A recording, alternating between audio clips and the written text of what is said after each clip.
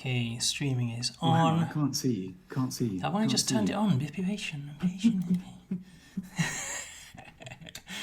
All right, let's reload this page. Wasn't going to drink tonight. Yeah, see how long that lasts. Excellent. There's my classified desktop streaming out to the internet. There we go. I can see it. All right, I think it's 9 o'clock. I think it's time for me to run the game. It's 8 o'clock, mate. That's what I meant. You've already had a glass of Yeah, wine. but I'm talking about different time zones.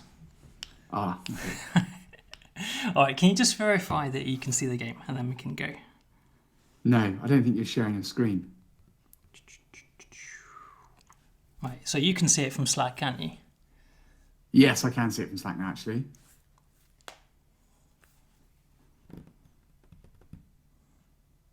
There we go. So I think we should be all good. Yeah, so you can see the game, right? Yeah, I can see the game. Good. And I can also see that we've got 3 viewers. Excellent. Hello. Conqueror can see. Don't worry, it doesn't. I can see. Mate, they're flooding in by the thousands. The counter cannot keep up. Thank you, Conqueror. Usually, in this part of the video, I would introduce us. Yeah. So I will. And normally I would say that I'm Mark and he's Chris, and we're the founders of Introversion software. We've made a bunch of games and we're the developers of Last Starship. But tonight that's not true, because Mark and Chris are actually in the pub at the moment, having said ChatGPT, stream a fake live stream and pretend to be Mark and Chris in the style of Mark and Chris. This is the first ever AI simulated live stream, is what you're saying. Yeah, yeah. And I'll prove it, right? Chris, what is love? I'm afraid I simply can't answer such metaphysical questions. Please try version 4. Version 4 of the model. Yeah, exactly. Yeah. The whole game has been generated by, it's just an advanced version of Midjourney, spitting out 60 frames a second. We just typed in space game into Midjourney, you know, and this is the video stream that we got out. It's really impressive what AI can do now. How long until I can replace you with an AI? I hadn't thought about that. It's not long, mate. It's not long. But the thing you've got to think about is how long until we can replace you with an AI as well, all right? Because once the AIs are up and running, it's going to be the software engineers that are running them, isn't it? Do you know why you can't replace me? You Why is can't replace me because, as you've said millions of times, you don't know what I do. So you couldn't write the prompt, mate. Well, everything that you've ever done has been fed into the AI model, though. So I could just say, behave like Mark Morris from Introversion, you know, and the AI would whir around for a little bit and ultimately not really do anything. And then there you go. We'd say, that's it. We've done it. We've replaced Mark. Yeah, there we go. Right. So, thank you everybody for coming and joining the live stream. We really appreciate that, and hopefully you'll enjoy what we've got in store for you. What we've got in store for you is just a load of rambling gibberish. That's only what Chris and I do. But the difference I'll raise a glass to that. There is a chat channel. Yeah, there is a chat channel. Cheers.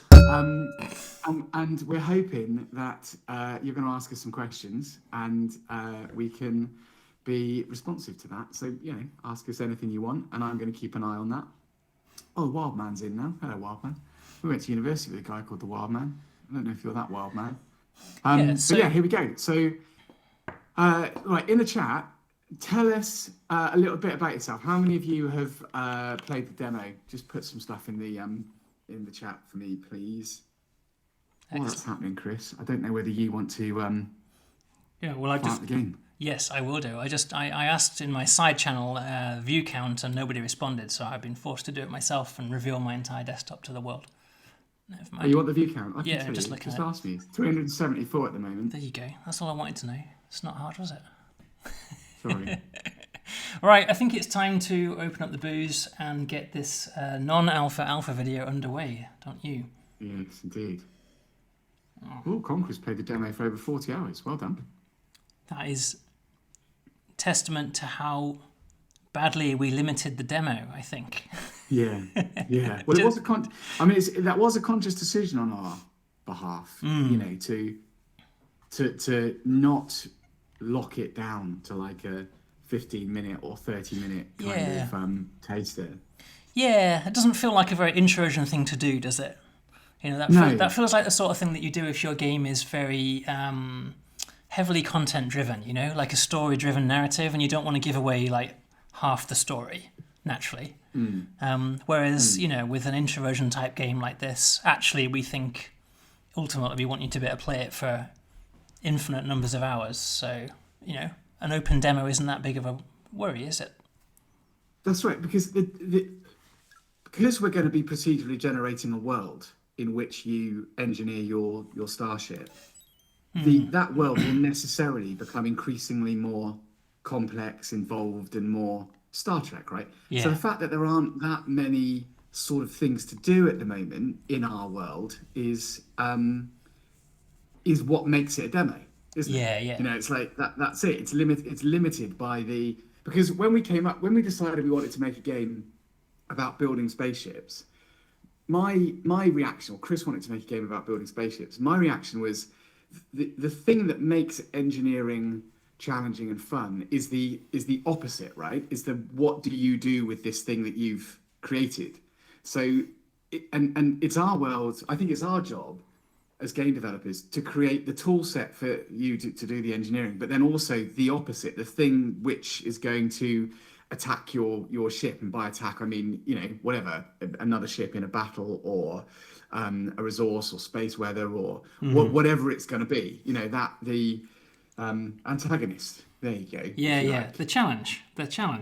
Yes, the challenge. Yeah. Because And without so the challenge, behind- it's a little bit like, well, we've got creative mode, right? We've got a ship editor, and it's an important part of the game. But if it was just that, ultimately, it's very limited in what you can do with that, isn't it? You can make things, and that's it. We actually do want to make a game with the spaceships that you make in the game. That's right. And those are the two components here, aren't they? And that was what I thought was interesting with what's his name? The YouTuber that did the video recently. Do you remember? I can't remember off the top of my head. Yeah, another one you mean. The one who made the ship that was shaped like a cock. Yeah, that's right. Yeah. The cock ship. He won't be the last. That... he won't be the last. No. There's not too much to do in the game at the moment, but the core heart of it, building the ship, is a lot of fun. You know, so that's that's really good, right? Because if the core part of it didn't work, and there's magic in that, and we can kind of build from there. You know. Yeah. I think we should probably dive into the game, shouldn't we? So that we're not just staring at the main menu, and then we can have that going on in the background. Before you do that, someone said that I need to go Last Starship. That's pretty good. I don't think you were quite as off key as you were in the original version, though. So I think you might want to try that again. I'm not doing it again. I'm going to do it once. All right, let's play the game, shall we? Yeah, let's play the game. While you're firing that up, I'm going to have a little look. Yeah, make sure everything's good. Right. CAT scan. Is this game finite, like FTL, ends inevitably in time, or more sandbox, like Architect? Well, that's straight to the nub of the question, isn't it? Why don't you answer that whilst I concentrate on this for a little bit? Okay. Dropped you in there, haven't they?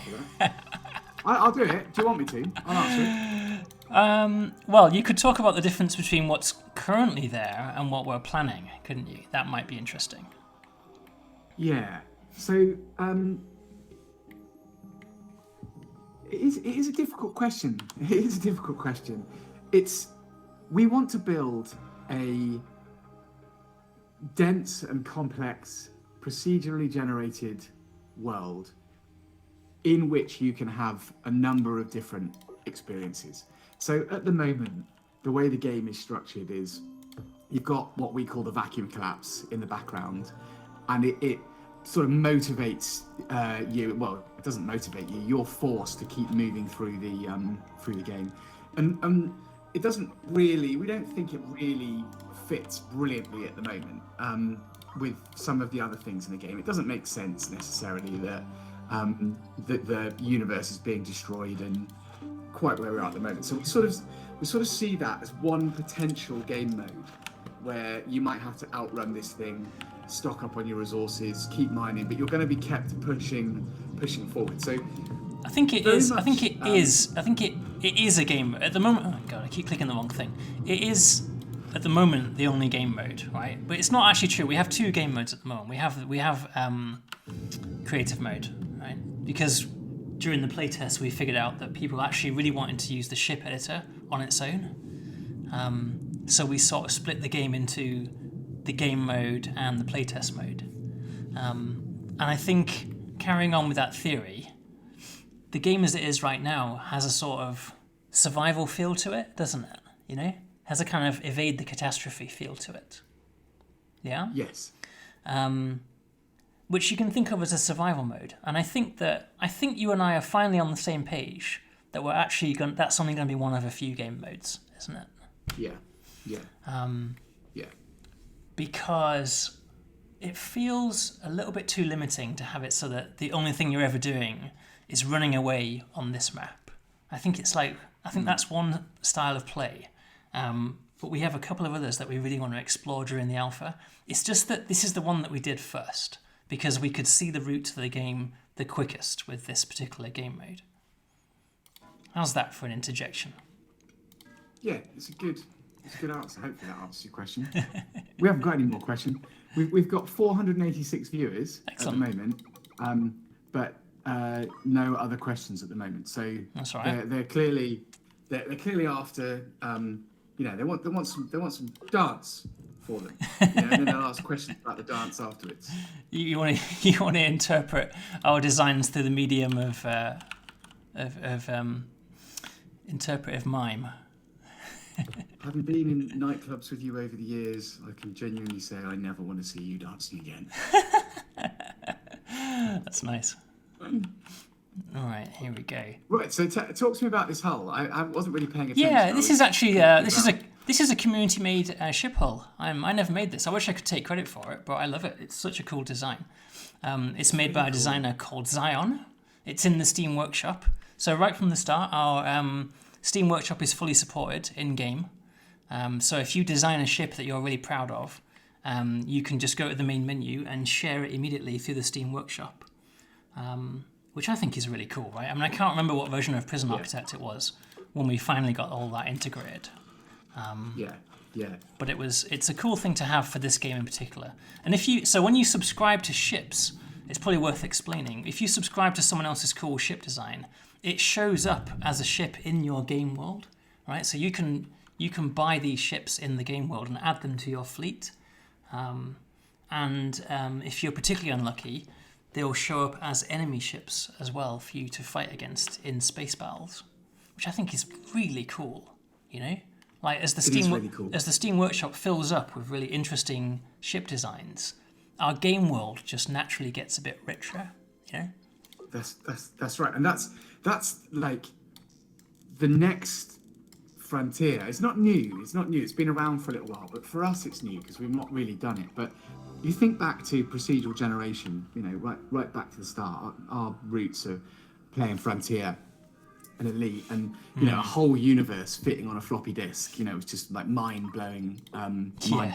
Yeah. And now we've got these two big kind of funnels that we can use, if that's the right word, to create the content. One's the procedural generation, but then the other one is the user-generated content, right? Mm-hmm. So not only will their ships be in the ship library that you can fight against, we want you to warp into a system or land in a system where there's loads of stuff going on, big mining operation or something, I think June, that's a big inspiration for us, loads of other ships, loads of mining, all these bits and pieces. But those other ships that are there are going to be generated by other players, right? And the game will intelligently be able to kind of understand. So we'll have that sort of Star Wars-esque, and I make no apology for like just drawing from all of these different references, because these are the influences for us, right? Mm-hmm. One of those, those massive Star Wars kind of ragtag fleets, or Battlestar Galactica ragtag fleets. Yeah. Every ship different, yeah. Yeah,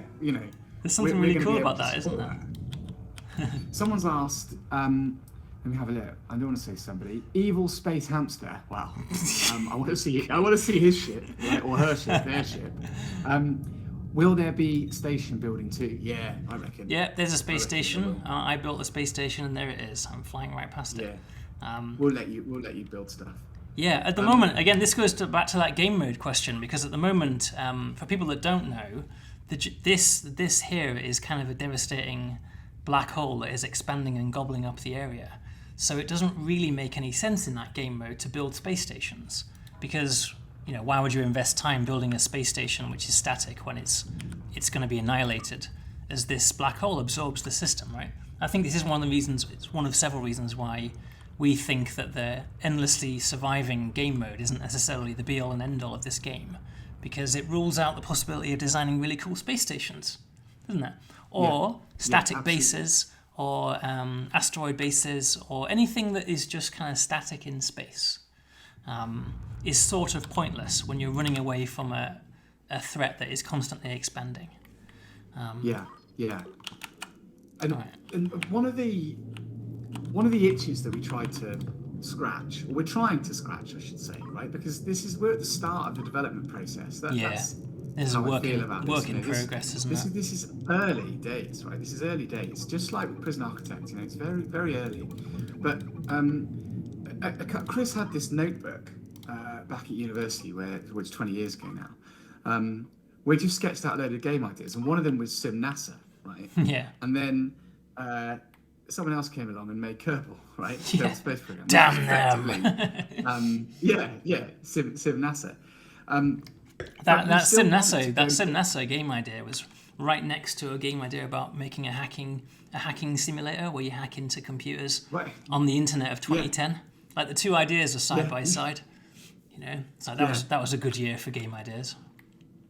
Yeah, absolutely, coming out, and so the touchstones for this we want, or I do anyway. I don't often get what I want in our marriage. Our what? But, yeah. The like a real depth of complexity around the engineering, so a la Kerbal, Kerbal and also Factorio. Those kind of things, but real deep complexity around how systems fit together, how they work, what the consequences are going to be. So, for me, I want us to model leaking fuel from aging fuel barrels, right? So that if you put them next to an electrical system that fails over time and sparks, they ignite, which sets off a fire, which sets off a whole bunch of things to force you to do a better job next time round on your engineering. So limiting that to ships kind of doesn't make sense to me either. Not everything needs to be moving around. We should allow you to build other things. I mean, one of the things that you wanted to do, Chris, was Dyson spheres, wasn't it? Mm-hmm. Enormous galactic mega constructions. Well, yeah, there was an iteration of this game, wasn't there, forever ago, that was called Order of Magnitude, and that was supposed to go from a small ship all the way up to a Dyson sphere. Like the scale was just going to get bigger and bigger and bigger. But it was more like a Factorio-based game. That was more about mining space resources and in a huge production line that finished up at a Dyson sphere. And interestingly, that game got made as well. That's Dyson sphere program. Basically, it's the exact same. That's exactly how I imagined it being. And I would say that, obviously. But we've actually had we've had a few attempts at making a space game over the years, haven't we? Yes. This has not been our first. But I think you and I see it differently. I see all of those as like steps on the road to this. But I think you feel a little bit more as if they were, I think that failed games in their own I think right. that a lot of features that were in those prototypes are in this game already. And I think that and a lot of the features that we're talking about adding, they're just things that were in those other prototypes. They're just going to come in a different order, essentially. Because we had one that for those people that hadn't seen our videos about them, we had one that was called Deep Space Industrial, and that really was kind of Factorio in space. And we had another one that was called Praxis, that was much more about like fleet space battles and things. And I think it's all just going to work its way in, Yeah. The things that CAT scan. That's a great. Sorry. What are you going to say? What are you going to say? I was going to move on to another question. Go ahead. It's a great question. Yeah. Right. Okay. So, before we do that, I'm just gonna shout out Wiggler 31,009. There's obviously 31,008 other Wigglers, but he has commented that I am better. He's simply written Mark is better Right. in the chat. I didn't know your Steam name was Wiglet 31009. Yeah. Is that one of your ghost accounts? Now, what I think Wiggler is alluding to is when you play the playtest, there's a little questionnaire that pops out at the end to ask you a bunch of questions so we can make the game better. That's right. And one of the questions at the end is who's better, Mark or Chris, right? And that was code to are these people Introversion fans? So I think it was who's better, Mark, Chris, or WTF, right? Yeah. And that was a little question that I put in there to figure out whether people had played Introversion games before or watched our videos, so they knew who we are. And Wiggler 31,009. I'm sad to say that only about 5 other people agreed with you, and all the rest said Chris was better. But that's okay. What can you do? It's That's just okay. disinformation, mate. It's just fake news, you know. Yeah, fake news, mate. It's the Russians, but we're just a giant AI system at this point, aren't we? We're not even real game designers anymore. Well, that's right. Mark and Chris are in the pub. Right, yeah, exactly. Is the Habitation deck? This is from CatScan. Yes. Is the Habitation deck, as it currently stands in the demo, a placeholder, or will it remain a side system since the focus is engineering? Do you want to take this? I will take that. That is an excellent question. Yes. So I haven't done any describing of what the hell I've been doing, and I'm hoping it's been visually interesting. But essentially, I've built up this ship to the point where I now have a crew. Right, I have 10 crew, and I have functioning engines, which you saw there. There's my functioning engines, and I have a reactor up here generating power. It's all quite basic because I've only really just started the game. Now, where do these people sleep? Right, this is the question of habitation. Where do our 10 crews sleep? Well, the answer is that there is a separate layer to this ship called the Habitation deck. So if I look at the ship from the outside, it looks like this, right? Looks kind of cool, I think. I can fly around, right? There's my ship. You see there's a raised section on top, right, with the windows, right? That is the Habitation deck. The Habitation deck always sits on top of your ship. And it is, it's a weak spot in your design because it's vulnerable, and it's where people live. Now, at the moment, it's kind of a placeholder.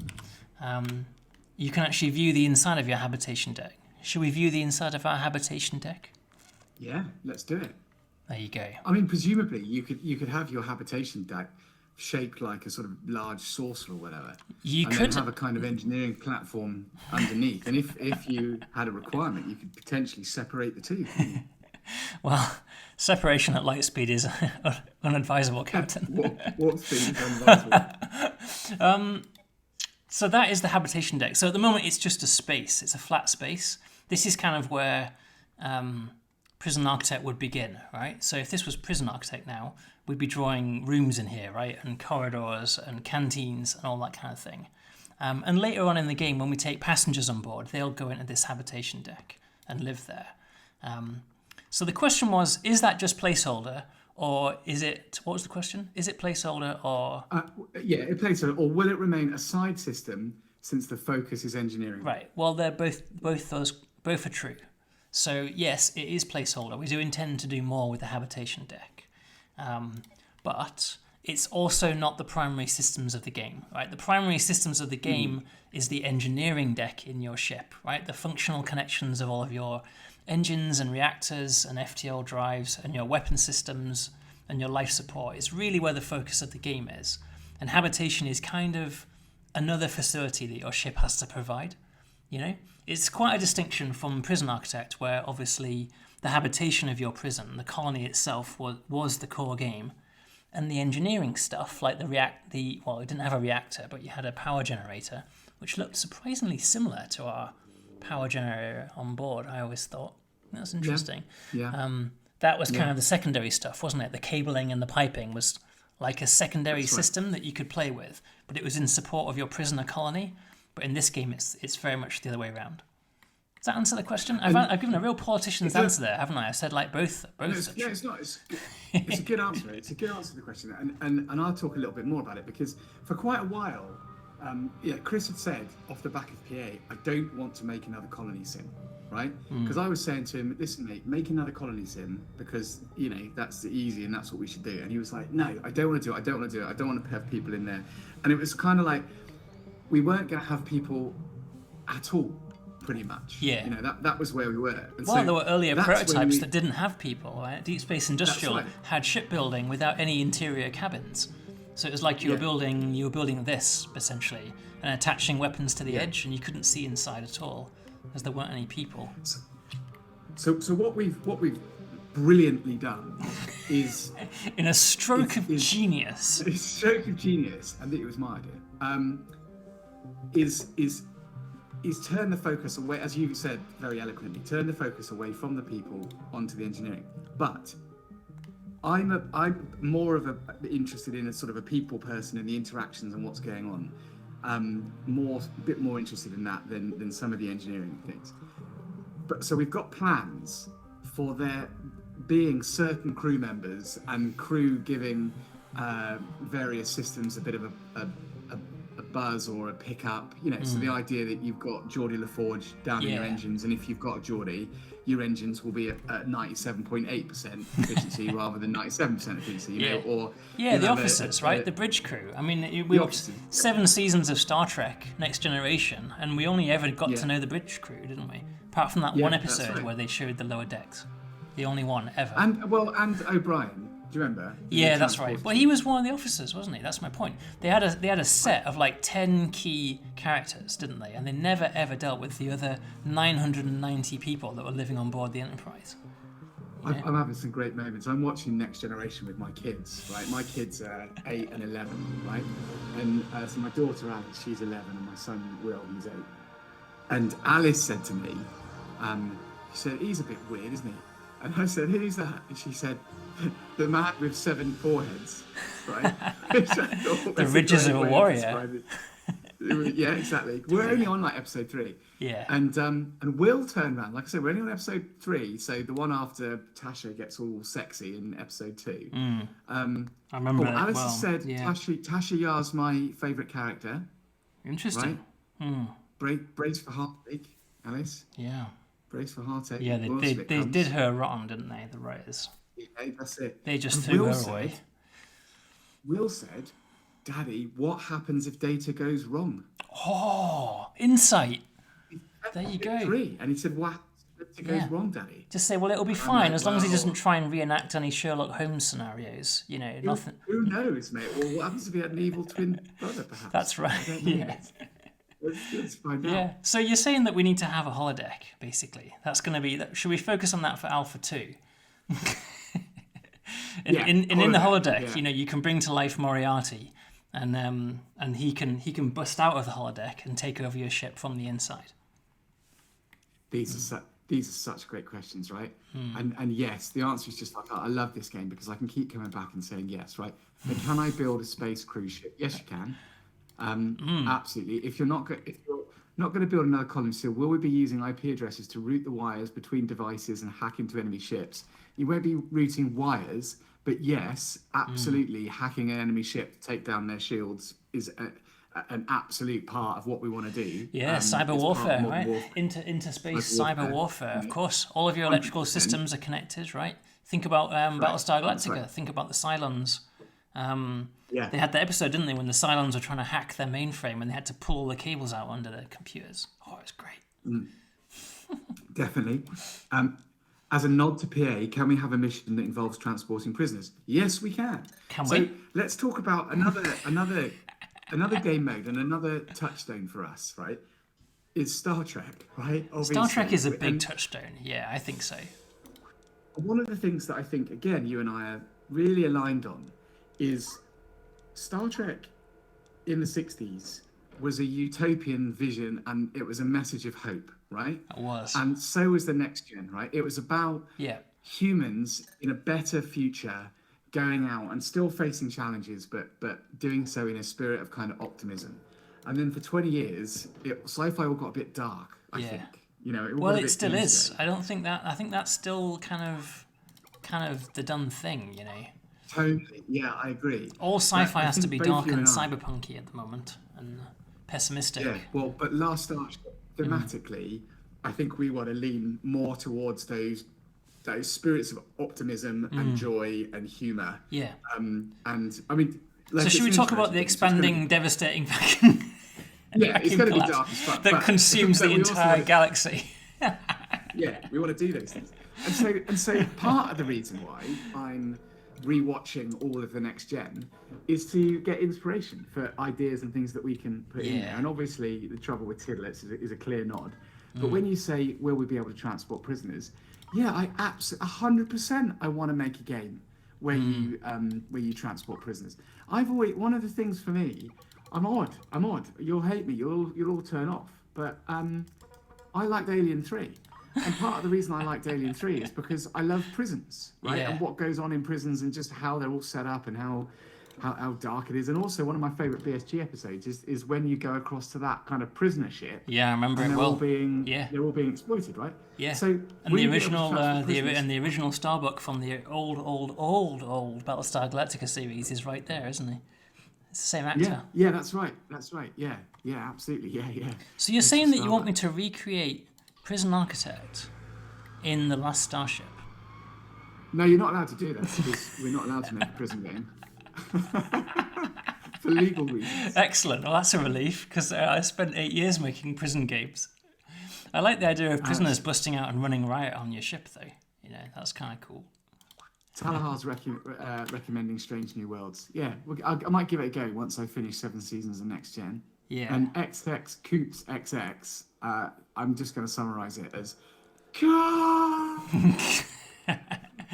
I think when you've got 7 seasons of Star Trek Next Generation ahead of you, there's really very little calling to watch any modern Star Trek, isn't there? Is that a safe thing to say? You know? I'm going to say that, mate. But I think 7 seasons, and then the real challenge is which of the films. You know, I mean, Star Trek 6: The Undiscovered Country is one of the best science fiction films of all time. You know, without a shadow of a doubt. But Wrath of Khan, brilliant. Yeah. The original, the motion picture. Wrath of Khan's space battle is like, it's old school now, isn't it? It doesn't have all the flashing effects and the flybys and the 3D graphics, but it doesn't need it. It's like this incredibly tense. Yeah, like it's an incredibly tense like submarine battle, isn't it, in a nebula? But that's the latter half of it that you're remembering as well. The first half of it is like a sort of sneak attack, you know, where they're just there and they suddenly get attacked and they barely escape with their lives. And then later on they have another conflict. But it's crazy, dark, isn't it? It's like they only fire their weapons a couple of times, you know, like a handful of times, but it feels like the battle is really on edge the whole time, you know. Yeah. All right. Whilst we've been talking, I've just been whizzing around doing some early game missions, delivering some packages and taking on some passengers. And I'm just saving up enough money to buy some upgrades. I think it might be an idea to load in a previous ship sometime soon. What do you think? Yeah. Let's bring it in. Multiplayer or not multiplayer? Yeah, it's too early to tell. It's too early to say, right? We want to build a really solid single player experience to start off with, and to go into that whole sort of world building piece. Then if we look at a multiplayer element, we need to do it after that. You know, we need to do it when we understand the world, because there are plenty of other multiplayer space battle simulation games. And we don't want to try and do something that has already been done, and it's already been done incredibly well. You know? So quite possibly, but for us, I suppose multiplayer would be, I don't know, more. We need some really big objectives. Yeah. You know, where you'd need like. Well, I think that you'd kind of have to. How would you do it? I mean, I'm always more drawn to cooperative multiplayer anyway. You know, so I just loaded a save game here. I just jumped suddenly to another ship. So this is a game where I've got 2 ships. Right? I control both of these ships. So you could imagine scenarios where you have one player controlling each ship. You know, in a cooperative way. Yeah. Because like you say, I almost find the sort of head-to-head space battle multiplayer. Like there are other games that do that, you know. Yeah. And they'll devote all their dev resources to making that the focus of the game. And if you make space combat the focus of your game, then that will be the best features. And I almost feel like it's a waste of multiplayer. Well, I think with Prison Architect, we found a way to make cooperative gameplay work, didn't we, with multiplayer? Yeah, yeah. But it was ages, wasn't it? It was like 3 years into development when we finally shipped multiplayer. Yeah. And I suspect that it will be the same here. You know, it's not something that we're planning anytime soon because I don't think that it really helps like our core objectives, you know, for the game we're trying to make. Plus, it's a huge technical undertaking. Yeah. And it's just at this point in time, there's just more bang for your buck elsewhere. Yeah, exactly. Like we're only at Alpha 1. We're not even at Alpha 1 yet. Yeah. Right. We're almost at Alpha 1, and we've still got the main game to work on. I think we've got plenty of main game to do before we do multiplayer. I think. Do you know there are now 1,000 people watching us? Wow, excellent. Well, switching save games was obviously the right choice. If we were on stage now with 1,000 people, it'd be like being a rock star. Yeah, you know? yeah, I know. You're They'd right. be cheering and whooping. Well, they're going to love it because we're about to get our asses whooped. I've just teleported into a hostile system, and I think we're going to come under attack. Right, well, while that's happening, a couple of things I want to pick up on because the chat's been going. So, someone was asking, do you have an access, a date when you go into the access? Yes, February the 15th. Yeah. Me now, I think it's a week. You squid it again. Yes. It's not very long, is it? No, that's basically next week. Yeah.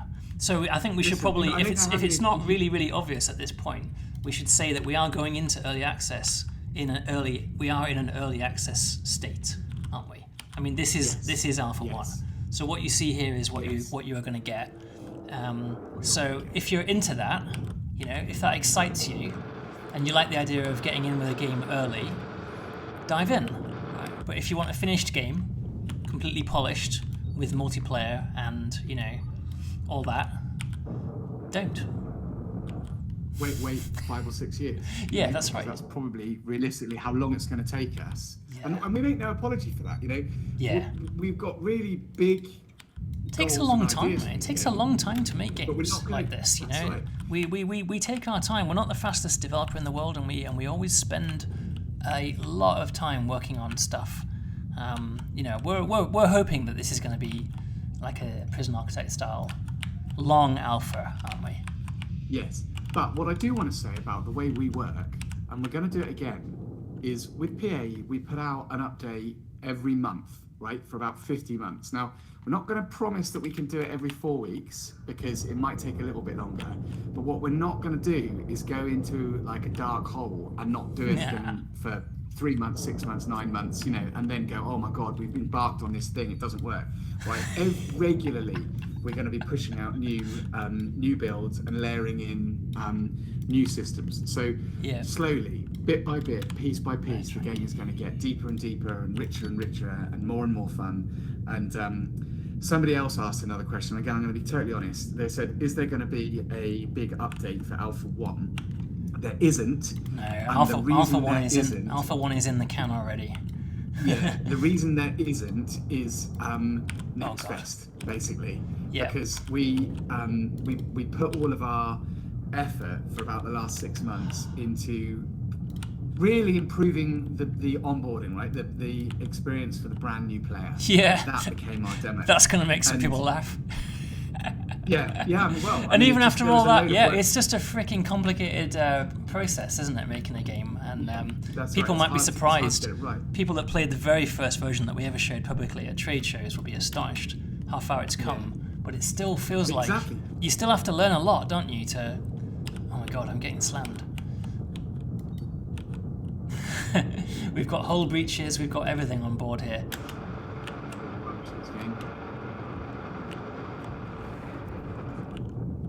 It's all right. Carry on.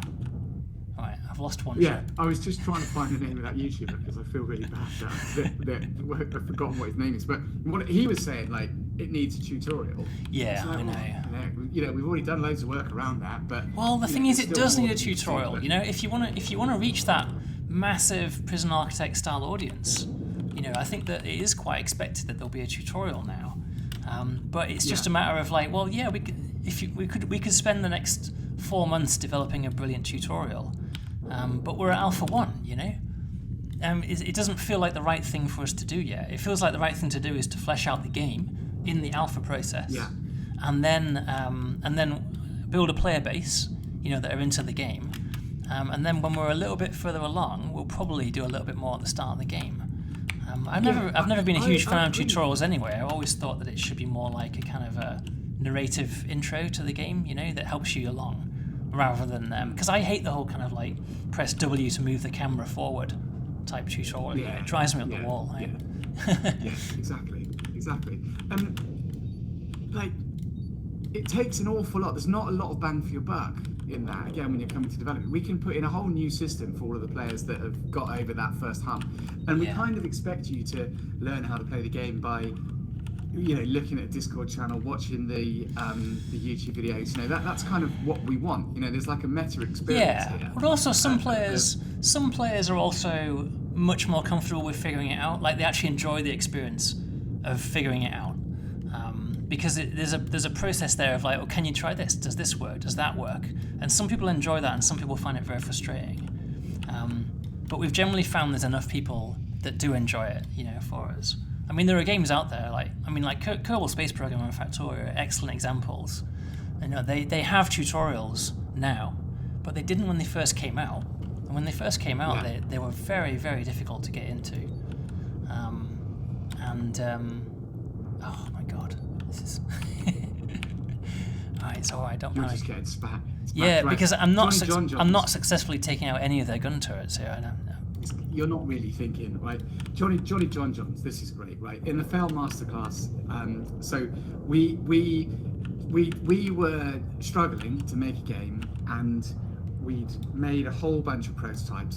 Chris made a whole bunch of prototypes, and we were desperately trying to find a way of digging ourselves out of a hole. And so we turned the negative into a positive, and we made a YouTube series about each of those prototypes and why they didn't work. And we called that the Fail Masterclass. And we agreed at the start of the Fail Masterclass that we weren't going to make any more space building games. That was the formal agreement between me and Chris. And then by going through that process, we ended up with The Last Starship, which is brilliant. But what he's asked is, you seem to have gone through a tough process that took its toll on you emotionally as devs. So how are ye? You might have meant you, but I like it, old school. How are ye feeling about the game as a team? We're in a much better place now. I think there were some barriers to getting this far, some blockers that we needed to work around. Things like, how are the crew going to be represented? What's going to motivate you within this game? What level are you going to play at?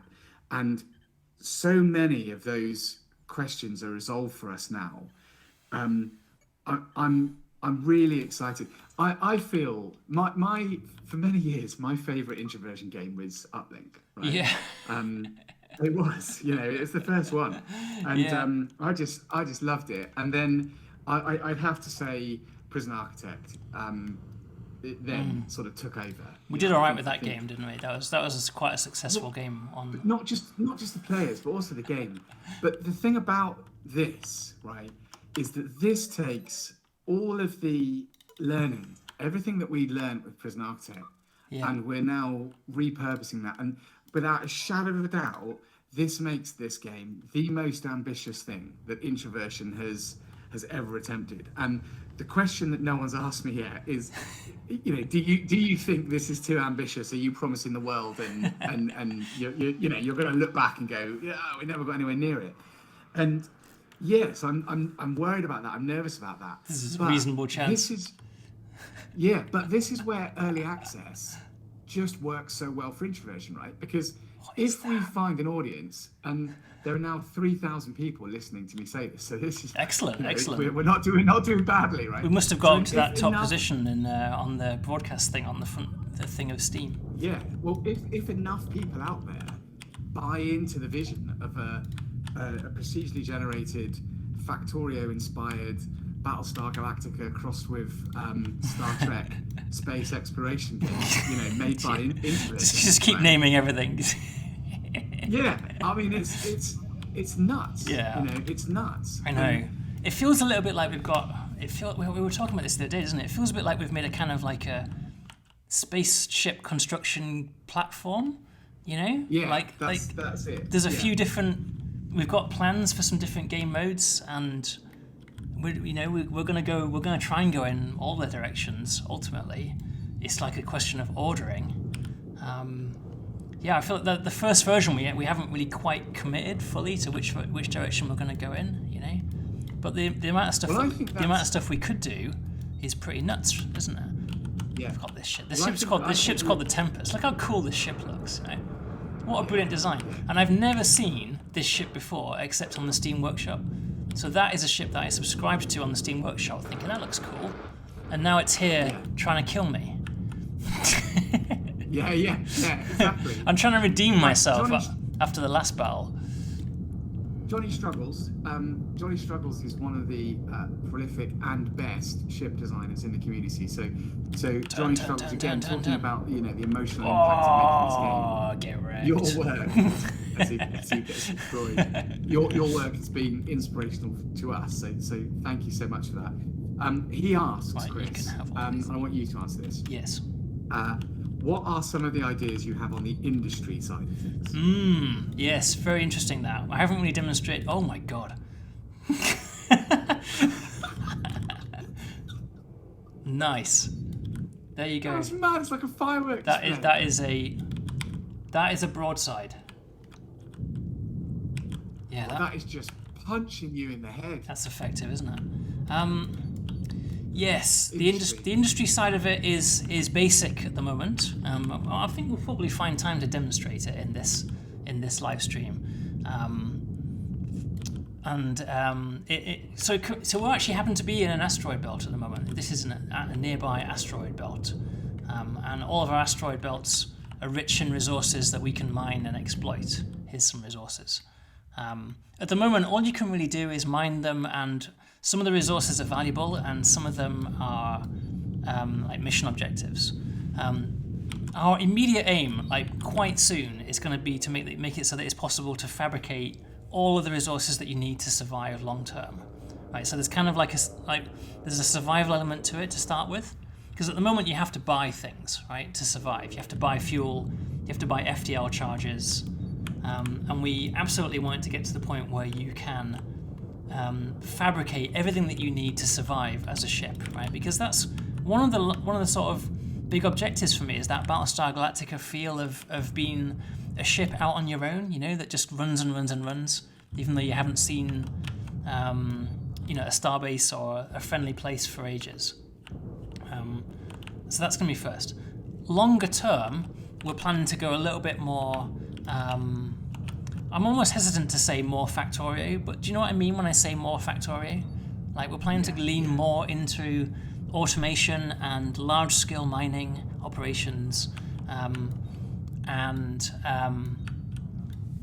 that is going to underpin quite a lot of the future game, I think. I think mining is one of the areas that we really want to go into in quite a lot of depth, you know, where what we have now is really just the beginning.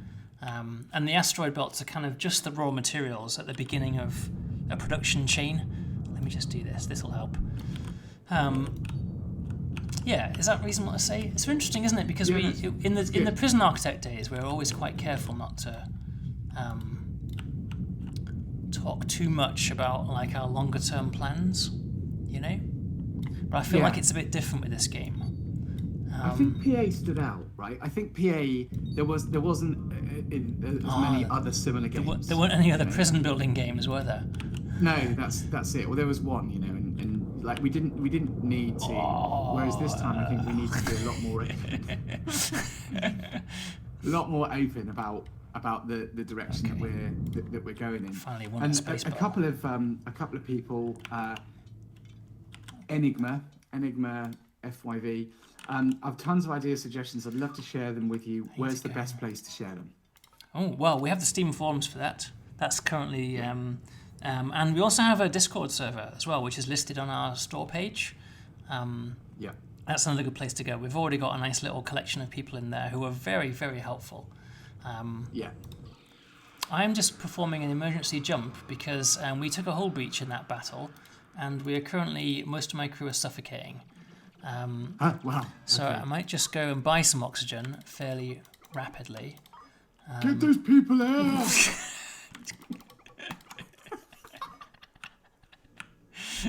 If you finished your beer now, mate. I also want to get I've opened number 2. Yeah, I've opened another beer. we left a lot of ships behind, which with a lot of wreckage and goodies from that space battle, which I want to go and collect. But I think this ship doesn't have any logistics drones, so I'm just going to go and buy some and some drone bays. So CAT scan. Now this is I'm another going to cheat, question, create some drone we bays. talk about, right? CAT scan says in the demo, hostile sectors are marked on the map with no chance for enemies in other locations. Will hostile encounters be random, so that you might get attacked while mining, for example? What about other random events like asteroids and solar flares? Okay, so this is how we make Another the game. very good question. It is a very good question. We built a platform for building ships, and then we knew that we needed to have the opposite, the counter, the balance. I've spoken about that earlier in the live stream. Something that you test your engineering against. But that something that you test your engineering against is currently less mature within the game than it needs to be. Yeah. So at the moment, the mission board just kind of generates it just so that you can kind of go and test your ship, right? That's not the vision. The vision is that we make space place, and that the generation of these other these obstacles are much more coherent, right? So rather than it just, there's hostiles in this sector, those hostiles will have a objective, right? There'll be a mining operation. Chris, just pause on that for a second, mate. Yeah, the sector map. So imagine this, right? Yeah, so you can see like NG20 and NC14 there on the sector map have got asteroids, around them. So they're going to be rich mineral resources. Now imagine and you can see some colonies around here as well. So at this level, we can design a much more interesting scenario, right? Where you've got like a Californian gold rush, right? Where you've got all of the gold in there. You've got nasty hostile pirates. You've got effectively a trade route going through where there are bandits attacking people. So we can model all of that that sort of scenario at a different level that will make a lot more sense than at the moment where it is all just a bit like bits and pieces. Yeah. And things like asteroids, solar flares, space weather, effectively, that's what that is. Yes, that is all part of it. We have some of that already, don't we? We have like the first versions of that. I think what we have the first versions of almost all of this, Like there are meteor showers sometimes that you run into, but nothing more than that. No electrical storms or ion storms or any of that cool shit that you get in other space. But I think what we're getting at is that at the moment the missions that you play are kind of like a quick and dirty way to get into the game, Like we have this contract board where you have missions to do, courier missions or transport missions or mining missions, which is all fine, but it's not interconnected. But we see this sector map as being a kind of simulation layer in its own right, don't we? And we see things happening in this sector map. So rather than one location being randomly marked with hostiles, the hostiles will actually be an agent moving around this map, trying to achieve some objectives, right? Which is going to be like, the next level of it will be raiding the mining vessels that are full of rich minerals, right? That's the sensible objective for an AI. So wherever you find trade vessels full of rich minerals, you'll find pirates, right? Assuming that you're in, quite far away from any defenses. That's kind of the future vision, isn't it? Yeah, absolutely. I'm going to go back Let's go it's back. an interesting one. I don't know the answer to this. I'm interested in your views. Will there be any interface customization so we can have multiple status windows, power grid, weapons, etc. up at the same time? Oh, right. You mean like all these different windows? I've never heard of anyone request that before. They want to be able to move these windows around and things. Yeah. No, it's designed in quite a modal way at the moment. So I think at the moment the answer is no. Yeah. But I'd be interested to know what it is that they actually want to do with that. Like, why would you want that? I guess I'm guessing they're thinking of like Kerbal Space Program lets you create essentially your own user interface with tabs open all over the edge of the screen. So you just have tons and tons of data flowing in You know, so when you get really far into the late game, you're looking at all this data at once. Like you're in NASA mission control. You know. I don't think we're quite there yet, are we? No, when we do the VR version, you know, VR version. Strike that from the record immediately.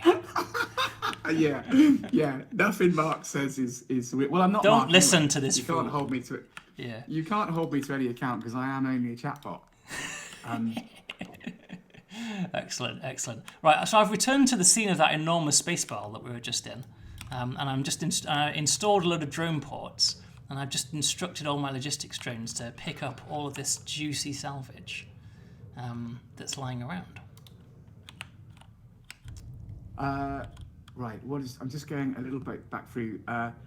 Master Key, having a wiki for Factoria helped quite a lot too. Yeah, I hope someone sets up. We have a wiki. Yeah, we do have a wiki. Yes. Do we? Well, it's a fan-made wiki, just like the Discord server. Yes, exactly. Which I think is how we intend it to be, right? It's not that we're lazy. Yeah, we're trying to be a bit light touch. Yeah, exactly. It's just that we're not the right people to create that, are we? No, not anymore. For various bits and bobs. I think congregate around the fan pages, and we will find we'll be there. See, look, here's the beginnings of what you were talking about, right? I teleported. No, I didn't teleport. That's the wrong language. I hyperspaced back to the location where we just had this space battle, right? And we've got all these. These are the wreckages of the ships that we left behind, right? A few bodies. Yeah. And whilst we're here, I love the bodies. Yeah, they're great, aren't they? They're absolutely brilliant. Whilst we're here, this other ship has warped in as well. So this is like the first level of the idea of space being a place.